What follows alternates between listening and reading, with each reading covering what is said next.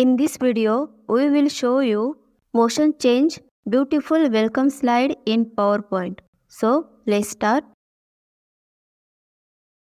Select two pictures and insert them.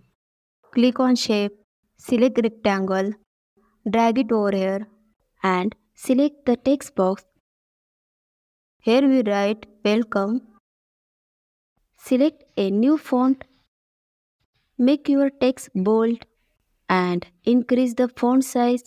Center your content. First select this shape, then select the text box.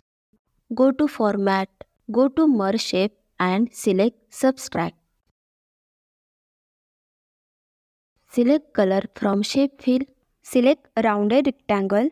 Drag it like this. Shape Outline, make it no outline.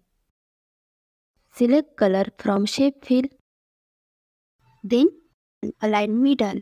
Click on Text box. Here we write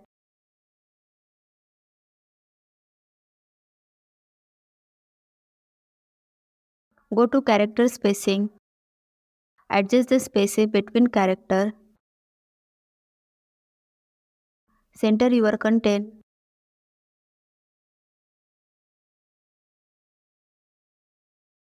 Click on right button. Duplicate the slide. Go to transition and select more.